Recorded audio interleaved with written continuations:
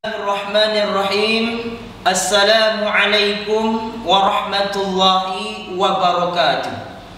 Alhamdulillahi rabbil alamin. Wa bihi nasta'in ala umur dunya waddin. Wassalatu wassalamu ala ashrafil anbiya wal mursalin Sayyidina wa maulana Muhammadin wa ala alihi wa sahbihi ajma'in. Ashhadu an la ilaha illallah wa ashhadu anna Muhammadar Rasulullah. Allahumma salli ala Sayyidina Muhammad wa ala ali Sayyidina Muhammad. Wa qala Allah Ta'ala fil Qur'anil Karim, Bismillahirrahmanirrahim. Qul a'udzu birabbin nas, malikin nas, ilahin nas, min syarril waswasil khannas, alladzi yuwaswisu fi sudurin nas, minal jinnati wan nas. Bersyukur kita kepada Allah Subhanahu wa taala. Pada hari ini sama-sama kita dapat menghayati dalam kehidupan kita, tidak lain mengucapkan alhamdulillah kepada Allah Subhanahu wa taala. Mudah-mudahan dengan kita memuji kepada Allah Subhanahu wa taala, setidaknya kita memohon perlindungan kepada Allah. Salawat dan salam kepada Nabi Allah Muhammad Rasulullah sallallahu alaihi wasallam. Mudah-mudahan bagi kita yang selalu membaca selawat kepada Rasulullah sallallahu alaihi wasallam, kita bermohon kepada Allah, kiranya Allah memberikan syafaatnya kepada kita semua. Amin ya Allah, amin ya rabbal alamin. Pemirsa Daku TV yang dirahmati Allah Subhanahu wa taala, dimanapun kita berada, pada kajian hari ini kita akan membahas tafsir di dalam surah An-Nas. Kalau kita bacakan tafsir dalam surah An-Nas, Bismillahirrahmanirrahim. Qul a'udzu birabbin nas. Katakanlah, aku berlindung kepada Tuhan yang memelihara manusia. Lanjutan ayat berikutnya, Malikin nas, rajanya manusia, yaitu Allah. Ilahin nas, sembahan manusia, yaitu Allah. Min syarril waswasil khannas, dari kejahatan bisikan syaitan yang terbiasa tersembunyi di dalam diri manusia. Alladzi yuwaswisu fi sudurin nas, dari kejahatan, keburukan ke dalam dada manusia. Minal jinnati wan nas, daripada bangsa jin dan manusia. Studio yang dirahmati Allah Subhanahu wa taala. Kalau kita bahas tafsir di dalam surah An-Nas dari ayat pertama sampai ayat terakhir, menjelaskan kepada kita surah ini suatu pengajaran, permohonan perlindungan kita kepada Allah Subhanahu wa taala.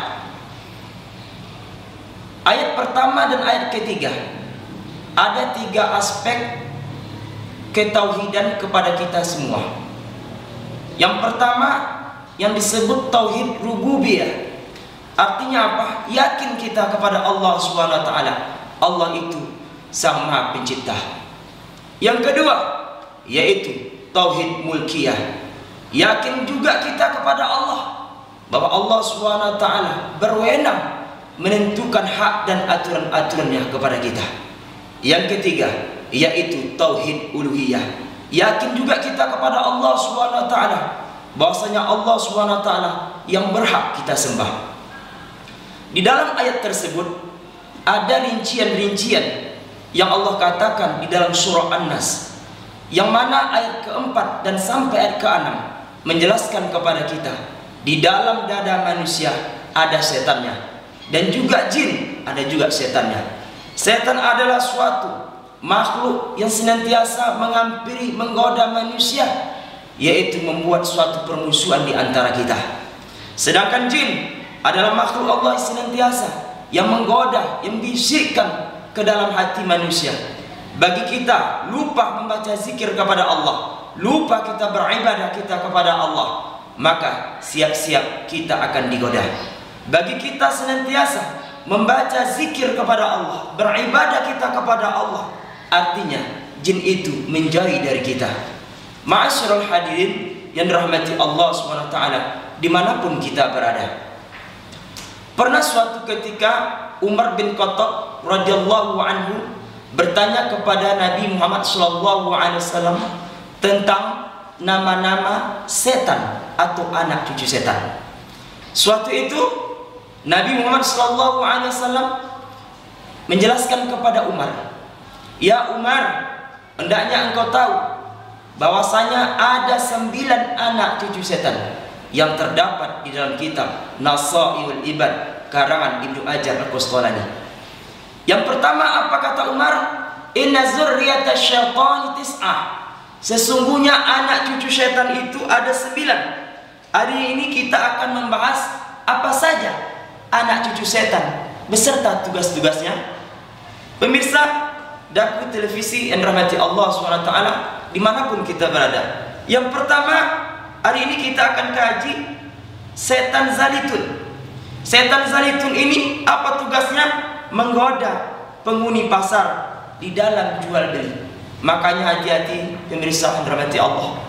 Kalau kita berjual beli, jangan sampai kita tergoda dari bisikan-bisikan setan zalitun ini. Sebab apa? Manusia akan rusak. Akibat apa? Bisa jadi tukang tipu dan menipu. Yang kedua, namanya setan wasin. Apa pekerjaan setan wasin ini? Suka menggoda, mengkhianati bayi-bayi. Artinya sekarang kita nggak tahu, ma'asyiral hadirin, bayi terkadang setiap malam menangis.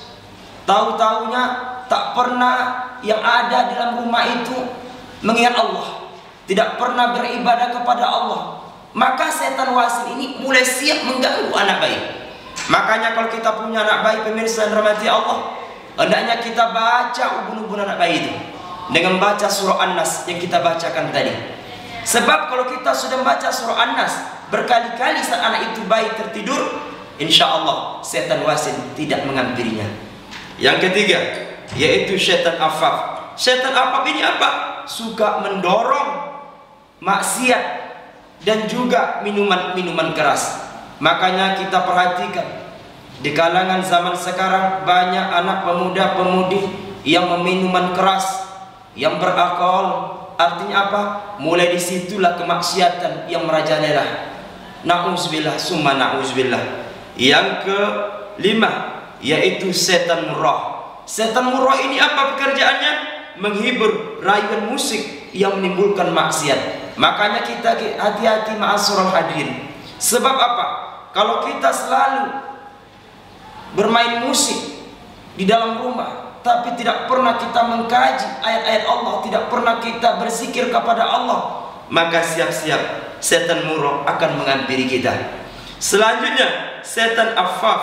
Setan afaf ini apa? Suka mendorong maksiat, menghibur manusia, yaitu masalah pemimpin dan raja-raja. Sebab kalau setan afaf ini suka sekali mendorong raja-raja, pemimpin, supaya pemimpin kita menjadi celaka, supaya pemimpin kita ditipu, supaya pemimpin kita berbohong kepada kita.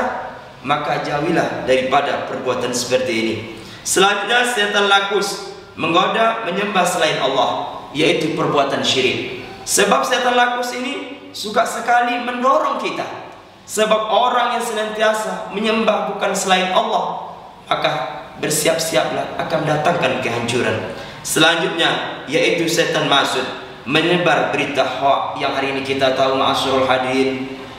Sebab berita hoak ini banyak kebohongan. Kalau sudah sampai kebohongan ke lisan manusia, disitulah sebab terjadinya permusuhan, pertingkaian dan juga kecelakaan yang menyebar berita hoak tersebut.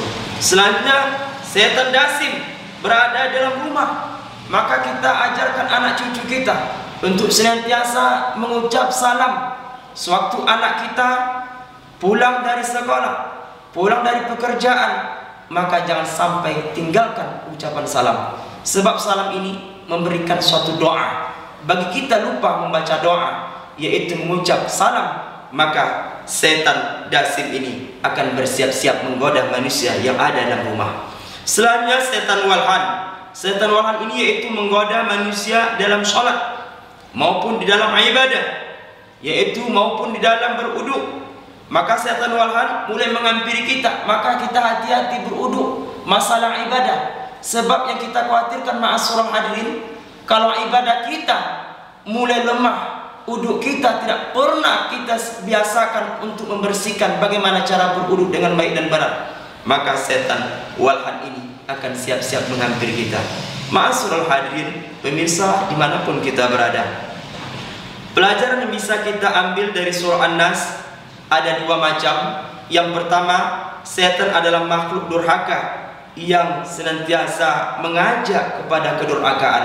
Na'udzubillah. Mereka berdiri dan juga jenisnya yaitu jin dan setan. Sebab setan ini bisa menghampiri manusia dimanapun kita berada. Sedangkan jin bisa hilang dari kita. Kalau kita benar-benar membaca Al-Quran, berzikir kita kepada Allah, insya Allah setan dan jin pun akan hilang.